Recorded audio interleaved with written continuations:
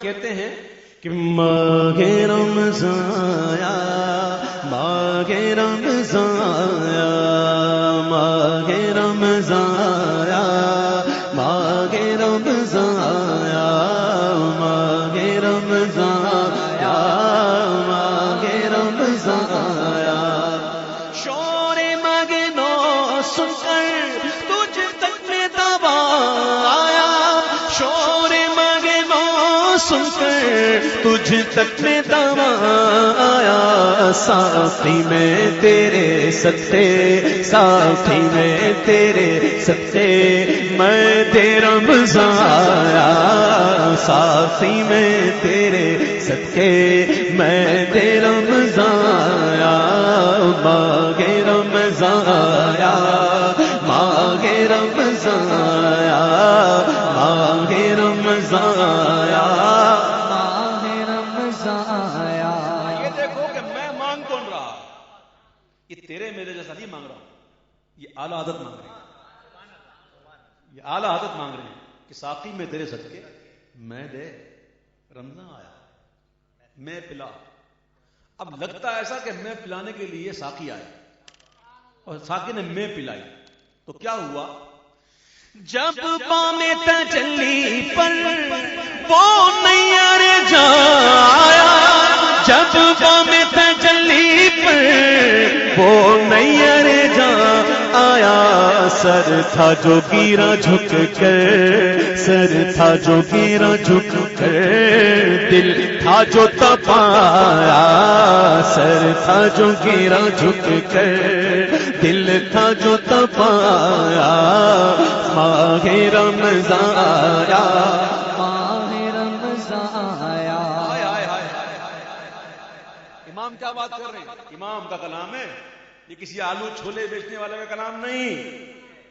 یہ امام کا کلام ہے. اور امام کا کلام کلاموں کا امام ہوتا ہے. امام کہتے ہیں سنو کہتے ہیں کہ طیبہ کے سوا سب باغ پامال فنا ہو گئے. پامال پامال کسے کہتے ہیں؟ پامال کو پامال اس لیے کہتے ہیں کہ پاؤں تلے روندنا، پاؤں تلے روندنا، اس لیے پاؤں کو کہتے ہیں پامال. امام کہتے ہیں سنو طیبہ کے سوا سب باغ پامال فنا ہو گئے طیبہ کے سوا سب باغ پامال فنا ہو گئے. دیکھو گے چمن والو جب عہد خزاں آیا دیکھو گے چمن والو جب عہد خزاں آیا ماہ رمضان آیا ماہ رمضان آیا. اب بندہ تصور میں موجود ہو تصور میں موجود ہو اور اتنے میں کوئی آ کے یوں کر دے یا کوئی آواز لگا دے تو دھیان وطن کی طرف ہو جاتا ہے. تو جو اس کیفیت میں ہو اس کو بڑا برا لگتا ہے کہ میں کہاں تھا میں کہاں آ گیا، میں کدھر تھا میں کدھر آ گیا. امام اسی کیفیت میں ہے. سر اور وہ سنگے در آنکھ اور وہ بزم نور سر اور وہ سنگے در آنکھ اور وہ بزم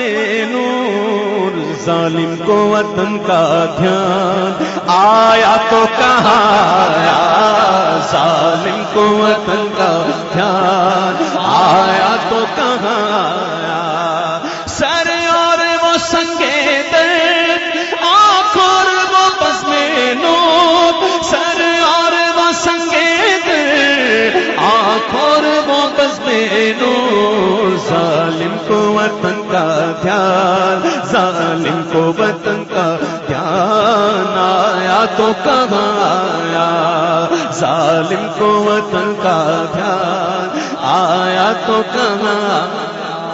جنت کو حرام سمجھا آتے تو یہاں آیا جنت جنت کو حرم سمجھا آتے تو یہاں آیا اب تک کے ہر کام اب تک کے ہر کام کہتا ہوں کہاں آیا اب تک کے ہر کام کہتا ہوں کہاں آیا کون ہے یہ دیوانہ کیسا ہے یہ دیوانہ خلد میں بھی کہتا ہے جانا ہے مدینے میں اب تک کے گھر کاموں کہتا ہوں کہاں آیا ماہ رمضان آیا ماہ رمضان آیا لے تو عالم سے اب آزاد ہوئے قمری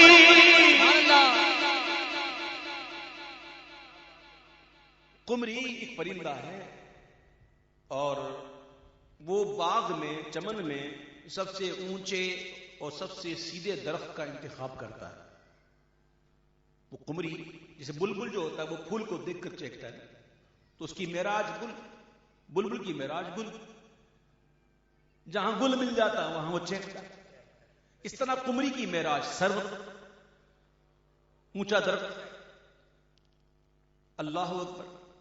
جب وہ سب سے اونچا اور سب سے بلند درخت کو چنتا ہے تو پھر وہاں پہنچنے کی کوشش کرتا ہے پھر وہاں جب پہنچ جاتا ہے تو وہاں سے پھر صدا لگاتا ہے یہ اس کی معراج یہاں مراد عاشق ہے یہاں مراد عاشق ہے اور سرو چمنستان کی جمع یہاں مراد آقا علیہ السلام کی ذات ہے اے عاشق تیرے معشوق دری ہیں اگر تو ان کا ہے تو میدان محشر میں تو اکیلا نہیں سن لے تو عالم سے اب آزاد ہوئے قمری لے تو عالم سے اب آزاد ہوئے قمری چٹھی لیے بخشش کی وہ سروے چمایا چٹھی لیے بخشش کی وہ سروے چمایا ماہ رمضان آیا ماہ رمضان آیا اپنے پیر سے تو ہر کوئی پیار کرتا ہے وہ کرنا چاہیے لیکن پیر سے جب پیار ہوگا تو پیر کے پیر سے بھی پیار ہوگا سبحان اللہ پیر سے پیار ہوگا تو پیر کے پوتوں سے بھی پیار ہوگا سبحان اللہ اعلیٰ حضرت کے پیر و مرشد سیدنا آل رسول مارا حربی رضی اللہ عنہ ان کے مرشد سیدنا اچھے میاں سبحان اللہ ارے ہے ستھرے میاں اچھے میاں نام تو دیکھو نا سیدنا اچھے میاں حضور اعلیٰ حضرت کے دادا مرشد اچھے میاں اب اعلیٰ حضرت کہتے ہیں کہ بدکار رضا خوش ہو بد کام بھلے ہوں گے بدکار رضا خوش ہو بد کام بھلے ہوں گے